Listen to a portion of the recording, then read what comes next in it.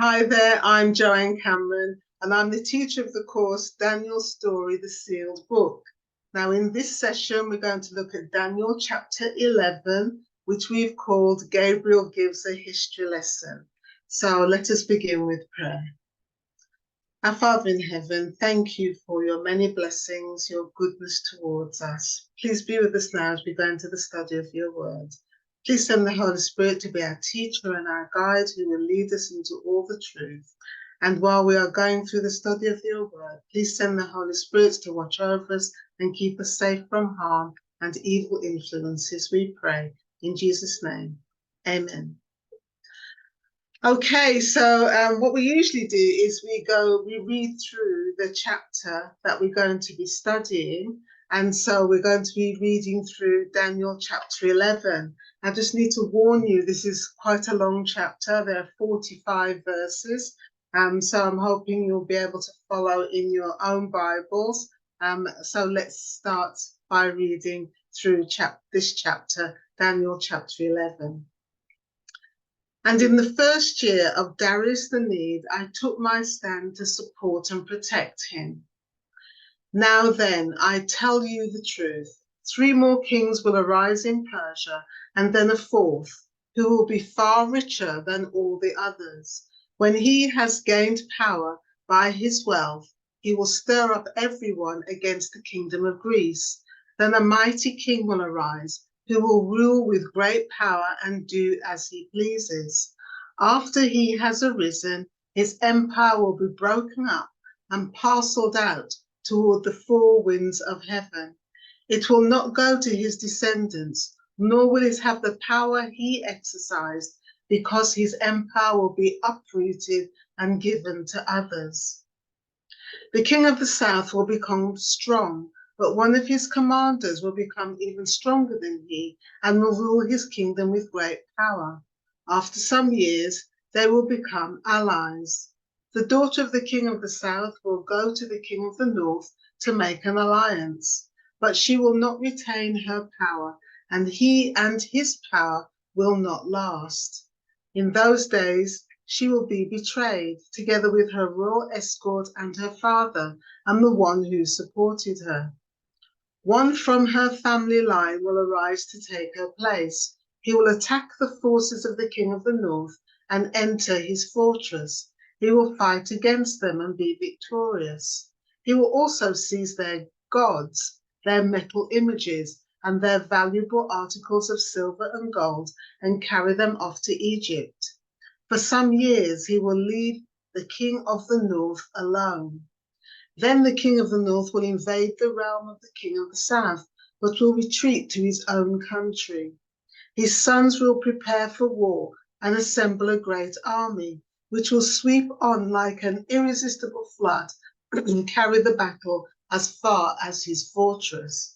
Then the king of the south will march out in a rage and fight against the king of the north, who will raise a large army, but it will be defeated. When the army is carried off, the king of the south will be filled with pride and will slaughter many thousands. Yet he will not remain triumphant, for the king of the north will muster another army larger than the first, and after several years he will advance with a huge army fully equipped. In those times, many will rise against the king of the south. Those who are violent among your own people will rebel in fulfillment of the vision, but without success. Then the king of the north will come and build up siege ramps and will capture a fortified city. The forces of the south will be powerless to resist. Even their best troops will not have the strength to stand. The invader will do as he pleases. No one will be able to stand against him. He will establish himself in the beautiful land and will have the power to destroy it. He will determine to come with the might of his entire kingdom and will make an alliance with the king of the south. And he will give him a daughter in marriage in order to overthrow the kingdom, but his plans will not succeed or help him.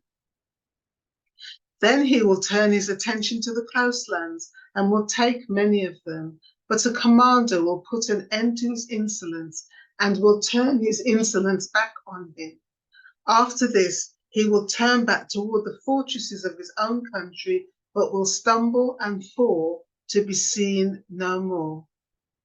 His successor will send out a tax collector to maintain the royal splendor.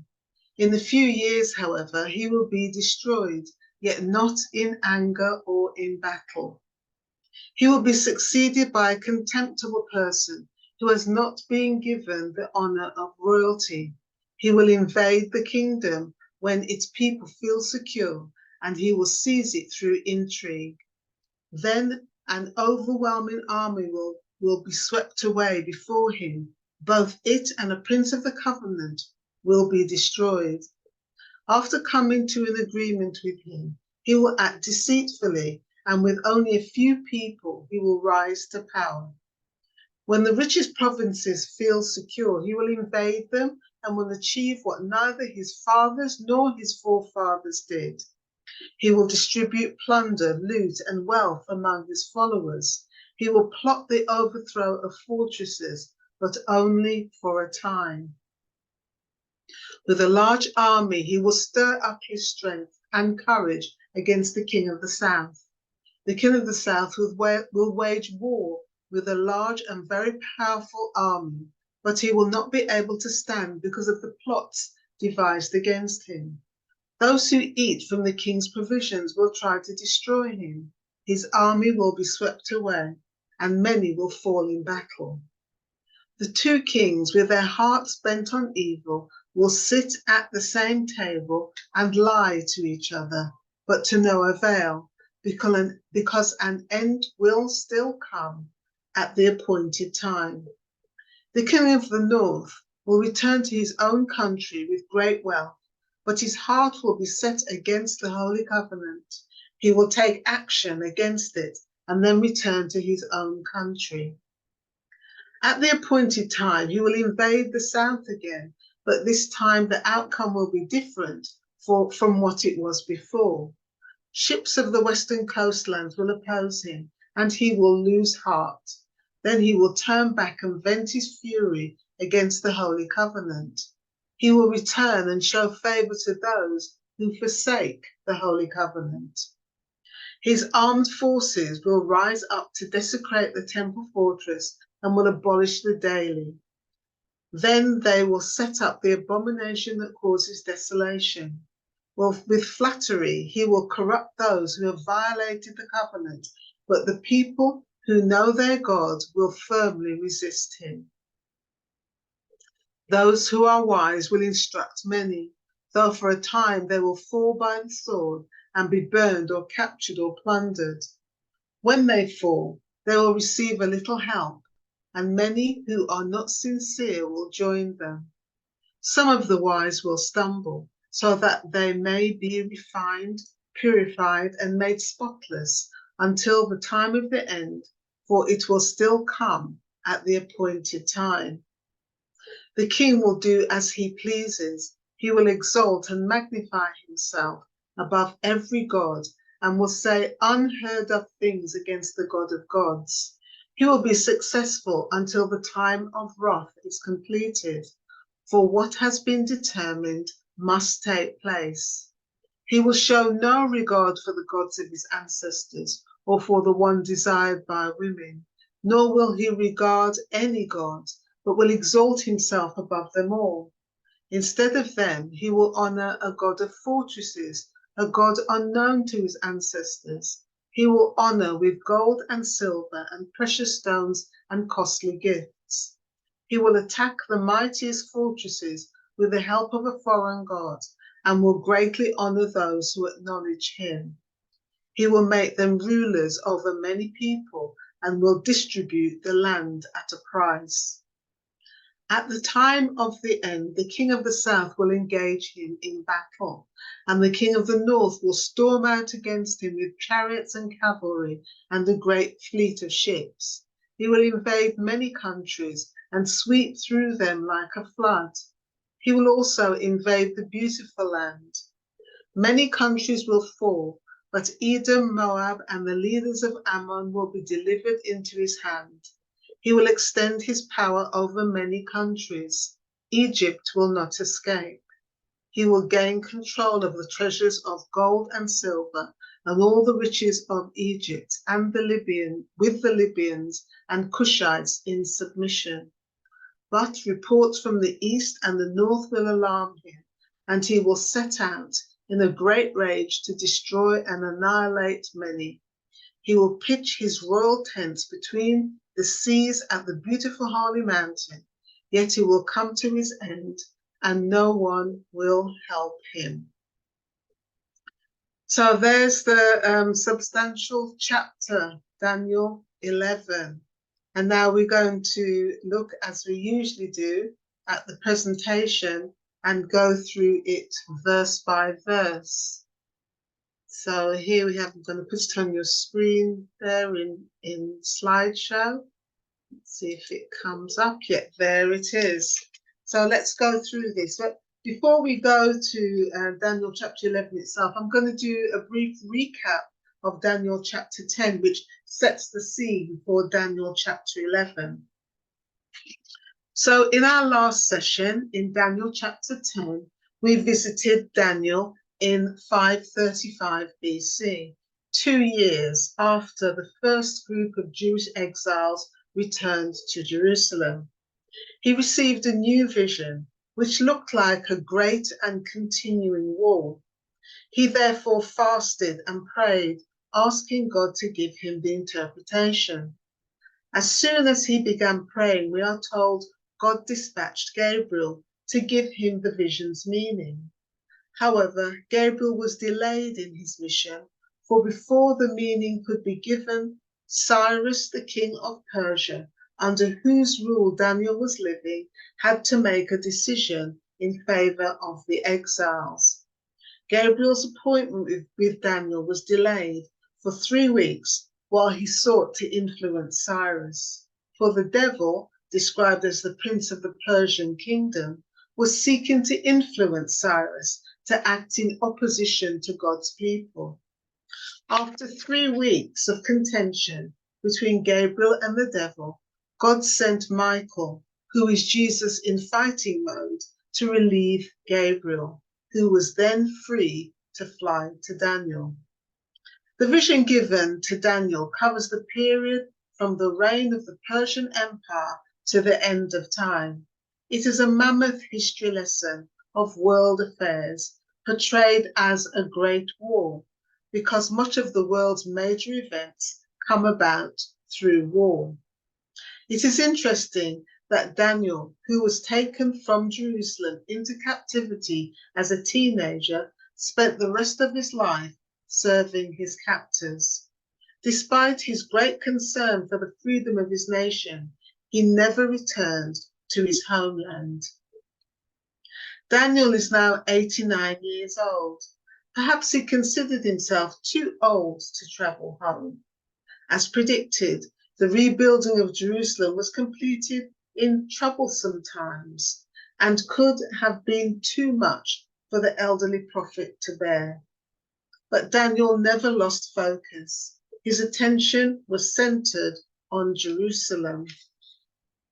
Therefore, he was consistently praying, fasting, and writing of the plight of the Jews.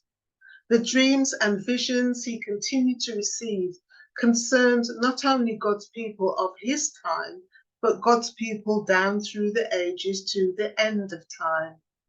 Daniel was determined to see the successful resettlement of his countrymen. God rewarded his persistence and in addition showed him the faith of spiritual Israel, the saved of all ages, in their attainment of the new Jerusalem, the heavenly city built by God. Daniel 10 verse 14 reminds us the vision Daniel received is not for his time, but for the future. It extends to the latter days of Earth's history and concludes with the second coming of Jesus, just as his visions of Daniel 2 and Daniel 7. In Daniel 11, Gabriel begins the interpretation of the vision received in Daniel chapter 10.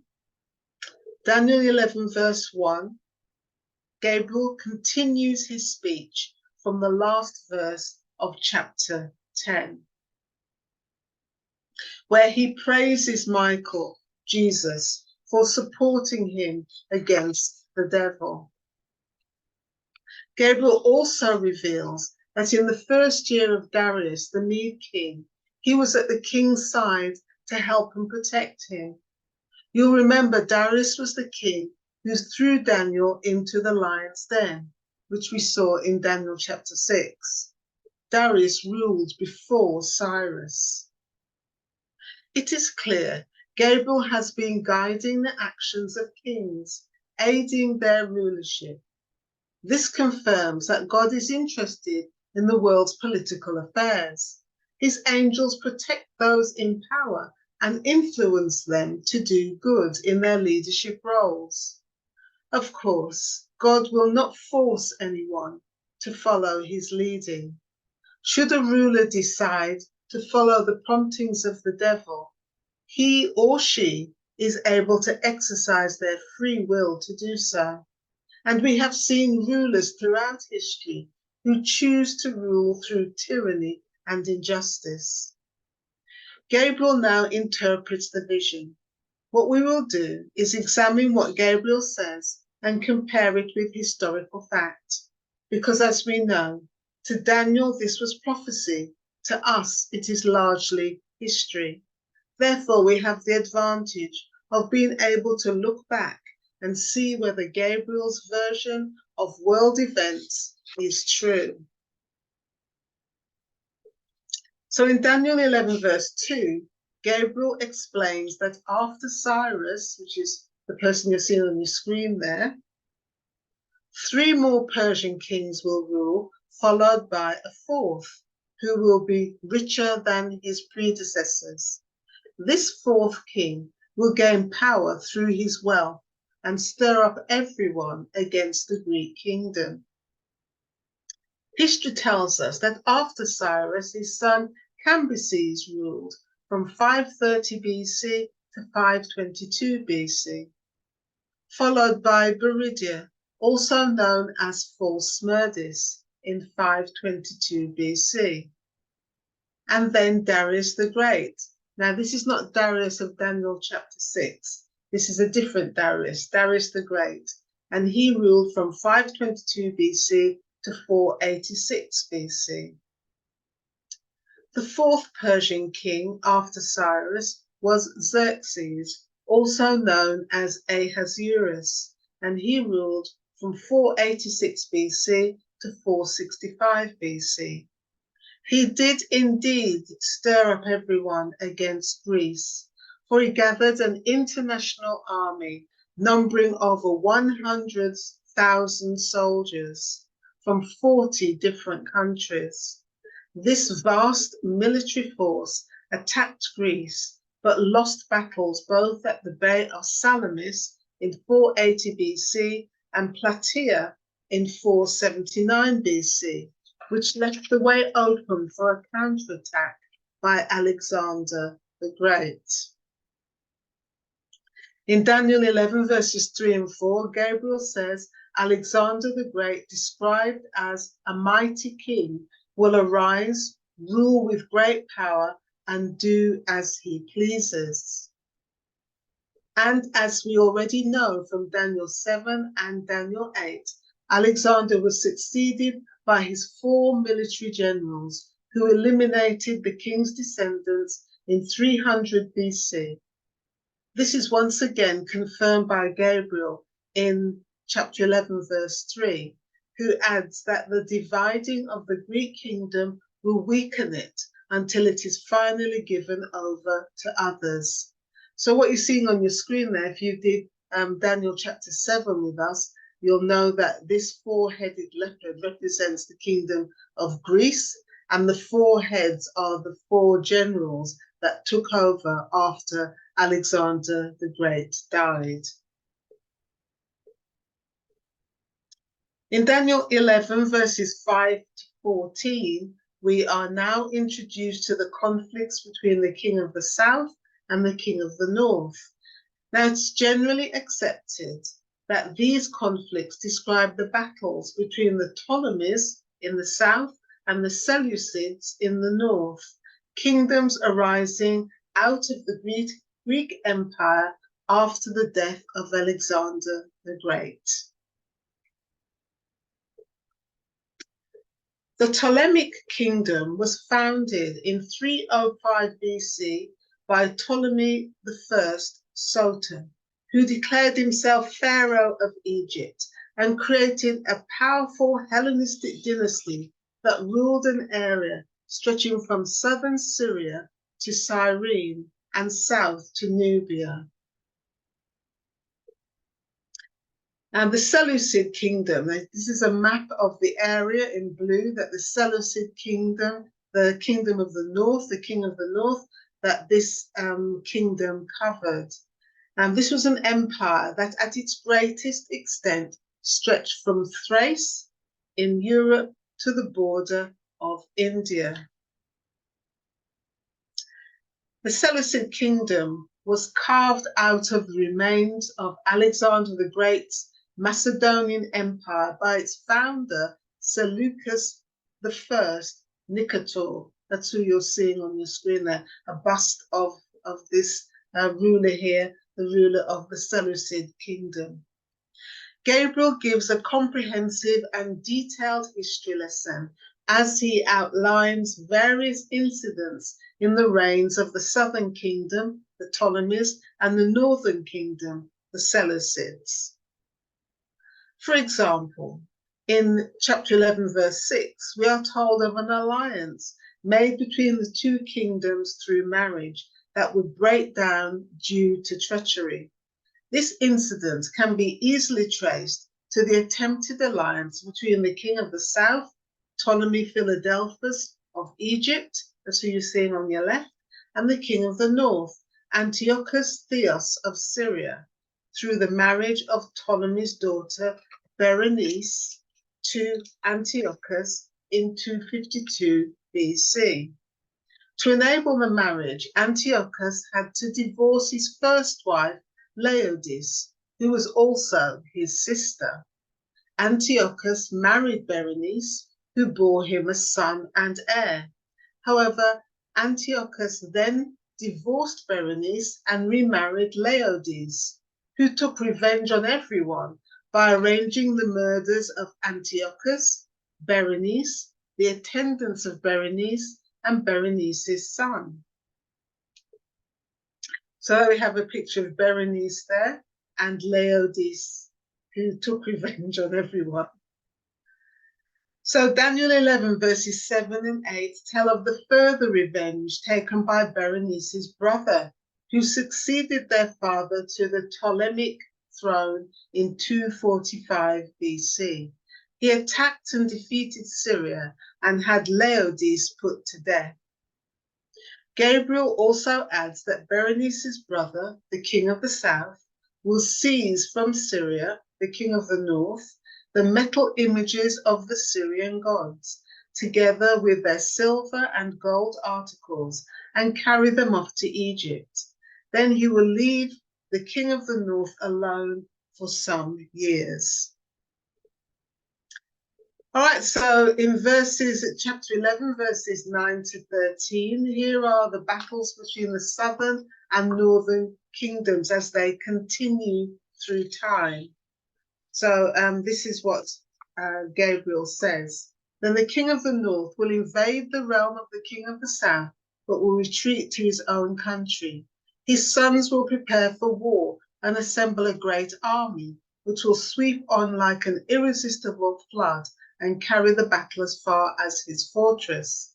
Then the king of the south will march out in a rage and fight against the king of the north, who will raise a large army, but it will be defeated. When the army is carried off, the king of the south will be filled with pride and will slaughter many thousands. Yet he will not remain triumphant, for the king of the north will muster another army larger than the first, and after several years he will advance with a huge army fully equipped. Gabriel reveals that even the Jews will be caught up in rebellion against their invader, the king of the north. We know from Daniel chapters 2, 7, and 8 that the Roman Empire overthrew Greece in 168 BC, that's 168 BC, and invaded Israel. Although the Jews rebelled against Rome through violent uprisings, such as those carried out by the Zealots in Jesus' time, each skirmish proved unsuccessful. The king of the north, which is now Rome, and the Jews, we see this in chapter 11, verses 15 and 16. So in 168 BC, Rome overthrew the Grecian Empire and became the king of the north. The forces of the south will be powerless to resist. Even their best troops will not have the strength to stand. The invader will do as he pleases. No one will be able to stand against him. He will establish himself in the beautiful land and will have the power to destroy it.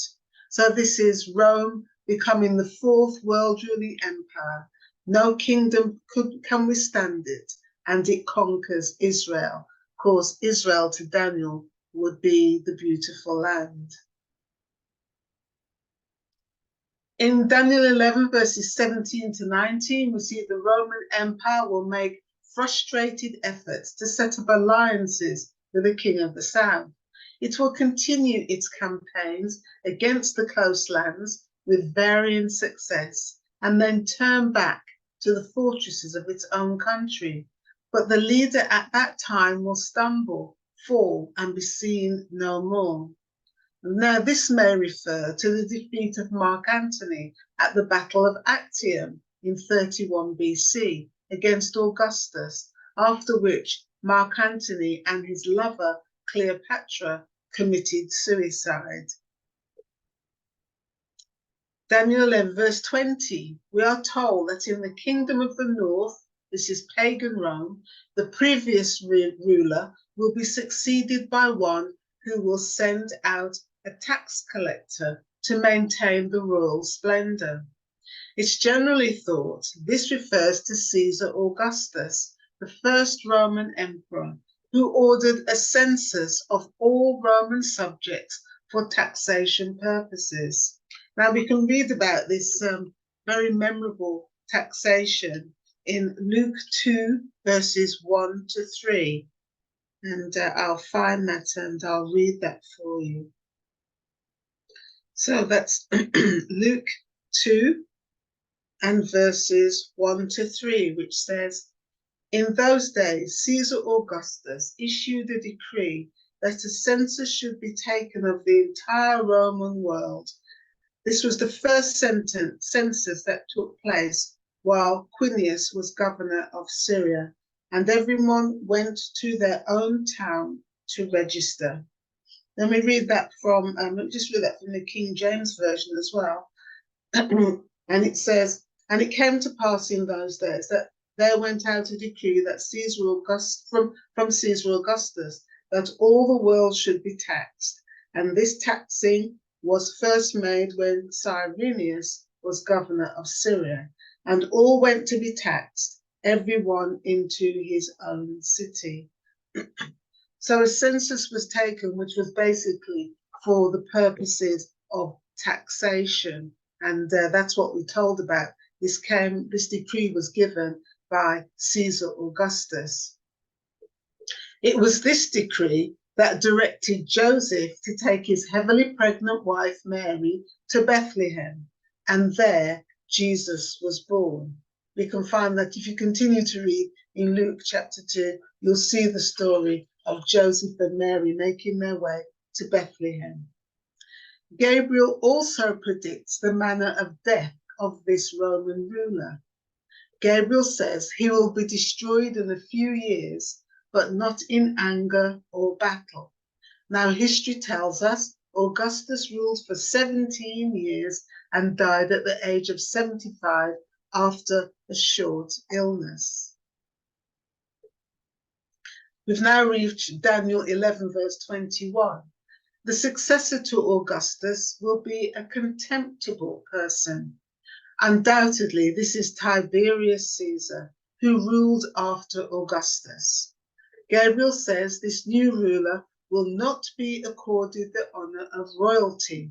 And indeed, Tiberius came to power after the death of Augustus, but did not allow the Roman Senate to proclaim him emperor until a month after his reign began. Tiberius was a solitary and introverted character when he took the throne at the age of 54. At this time in his life, he had learned to seek only his own satisfaction in cruel and perverse activities. Daniel 11, verse 22 tells us this ruler will destroy the Prince of the Covenant. We can safely conclude the Prince of the Covenant is Jesus, as in Daniel 9:27, we learned that the Messiah confirms the covenant with his people. It was during the reign of Tiberius that Jesus was crucified in AD 31. In Daniel 11, verses 23 to 28, we're told about the exploits of this king of the north, this is Tiberius, who achieves more than his fathers or forefathers in distributing plunder, loot, and wealth among his followers. During his reign, Tiberius Caesar made 20 times more wealth for the empire than existed when he came to power. Under his rule, the power of Rome was made more financially secure than it had ever been. The detail given by Gabriel of the exploits of this particular king of the north is impressive. Verse 21 tells of the kings of the north and south sitting across the same table with each other as if in peace, but both their hearts are evil and they are lying to each other. Modern day rulers behave in a similar fashion. In 1985, President Ronald Reagan of the USA met with President Mikhail Gorbachev of the Soviet Union in the first summit conference of its kind. It appeared to be a massive step towards world peace. They hugged, kissed, and smiled broadly for the media. However, the underlying distrust and suspicion between these rulers of the most powerful countries in the world sabotaged the process, sitting across a table but lying to each other. The model is repeated again and again in the world of politics. Verse 28 of Daniel 11 warns the king of the north's heart is set against the Holy Covenant. He takes action against it. The reign of Tiberius was not kind to the Jewish nation. At one point, he exiled the entire Jewish community. In Daniel 11, verses 29 to 39, we see the king of the north, the Roman Empire, becoming more and more involved in religious activity as Rome moves from its pagan phase to its papal phase. So here we have those verses. Rome moves from pagan to papal. In verse 30, we're told that Rome vents fury against the Holy Covenant. As I've put on the screen there, Rome vents fury against the Holy Covenant and shows favor to those who forsake the covenant. In verse 31, we're told Rome desecrates the temple. And of course, in AD 70, it was Rome that destroyed both Jerusalem and its temple. Verse 31, Papal Rome abolishes the daily. This is another reference to the transition from pagan Rome to Papal Rome. And in verse 31, again, we see that the abomination that causes desolation Now, we've seen this before in Daniel 7 and Daniel 9, as the little horn power, which is papal Rome, in cooperation with the Roman state, sets up and enforces religious practices to replace the sacrifice of Jesus. These include the institution of Mass and the usurping of the mediatory role of Jesus in heaven by appointing human priests to listen to confessions and absolve the confessor of sin. This, of course, is blasphemy, for only God can forgive sin. In verses 32 to 35, we're told about God's people who will resist Rome's version of Christianity and as a result will be persecuted. This agrees with Daniel 7 verse 25. So this once again refers to the Dark Ages, AD 538 to 1798, a period of oppression that would last for times, and half a time. We see that in Daniel 7 verse 25.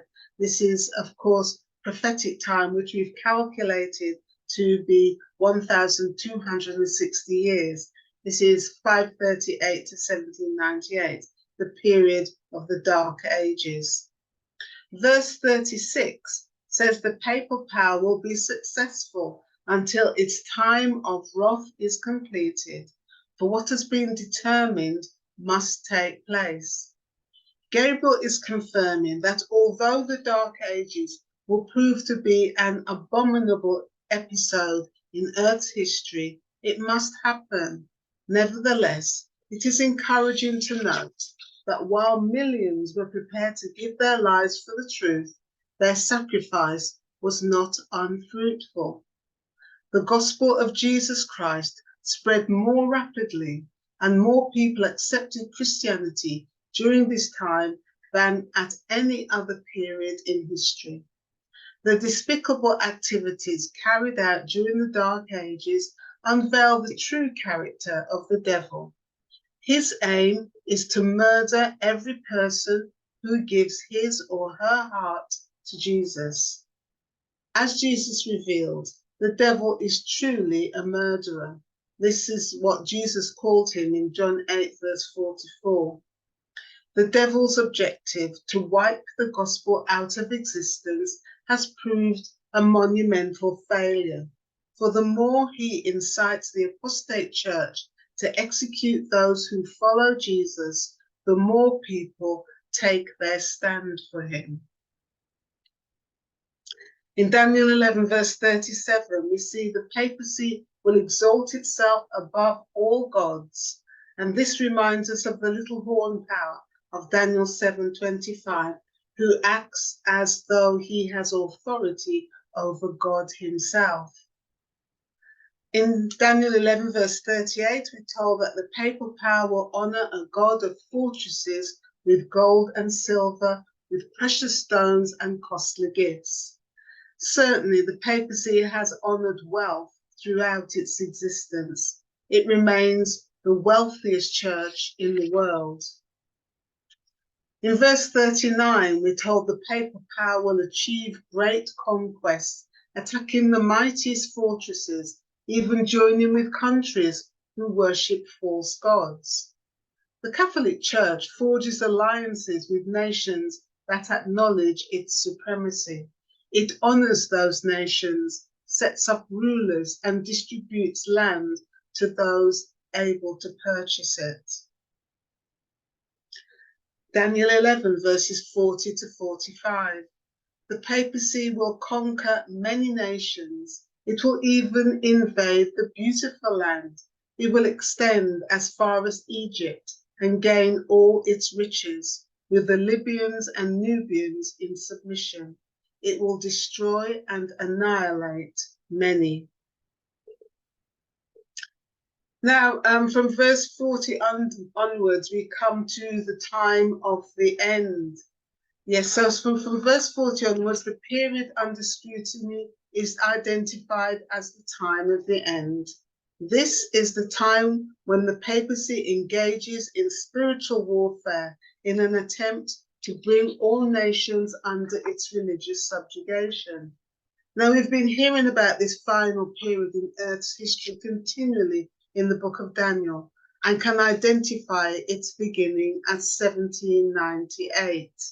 In verse 35, this refers to this time of the end period, and also Jesus refers to it in Matthew 24, verse 29. So if we accept that the time of the end began in 1798, and the king of the north at this time is the Roman Catholic Church, we should perhaps view the countries it is warring against as symbols of enemies of the papacy during the time of the end.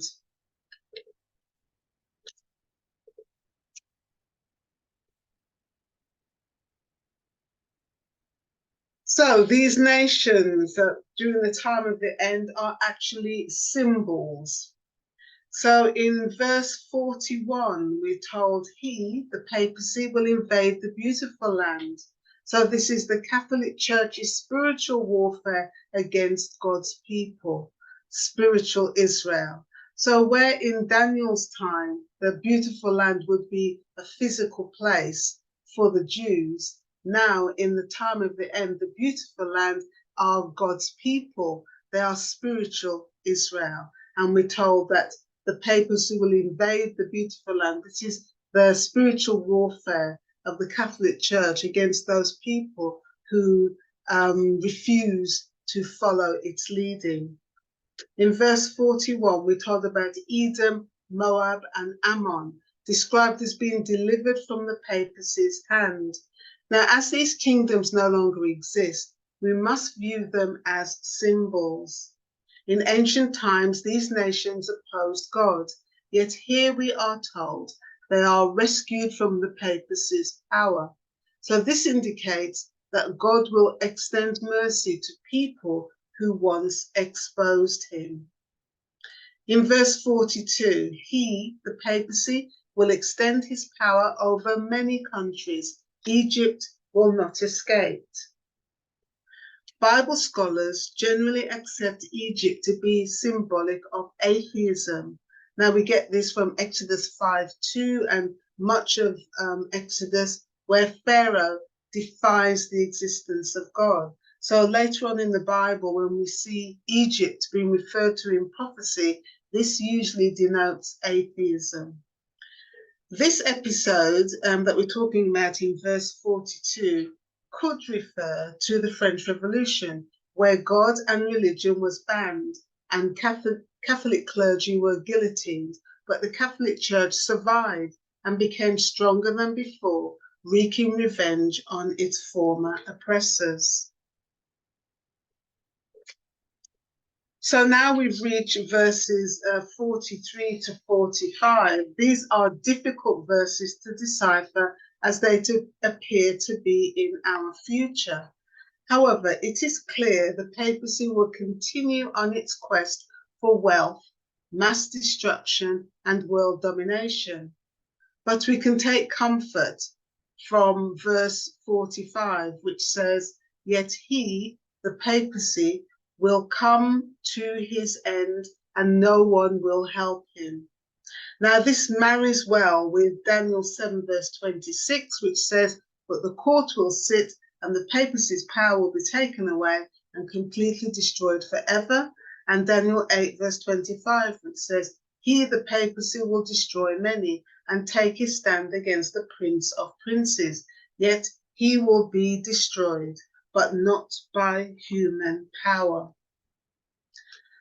So finally, we come to the end of Daniel 11, which is certainly a challenging chapter and one not fully understood as it extends into our future.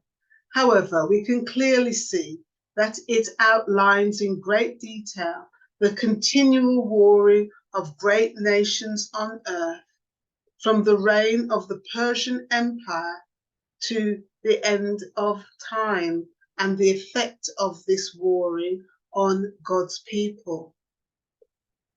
Once again, we see the emergence of the Roman Catholic Church, which wars against God's church.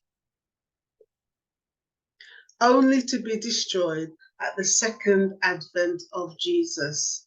So we're warned again and again in Daniel, in the book of Daniel, that although the Catholic Church will emerge and do great damage and even try to annihilate God's church, it will be destroyed at Jesus's second advent. Well, that's it. That's Daniel chapter 11. Not an easy chapter to go through, but all the wars that take place through history between God's church and those people trying to destroy it. Next time, we'll be looking at the final chapter in Daniel, Daniel chapter 12. And this has got in it the end of the vision, the end of Daniel's visions, and also tells us about the end of time, gives us some really good details about what will happen to God's people at the end of time. Now, as usual, I'll point you to the book where all this information is stored in one place. All 12 chapters of the book of Daniel you'll find explained in this book. And if you are eager to purchase this book, you will find it on this website, idiotsguide.org, where you can buy the book and have all the information at your fingertips. Well, that's it. Thank you for joining us for this long chapter, Daniel chapter 11. I hope you were able to follow us with all these wars going on through history and going on to our future. And I hope you'll be able to join us for Daniel chapter 12, the final chapter in this sealed book. I hope I'll see you again soon. Take care. Bye-bye.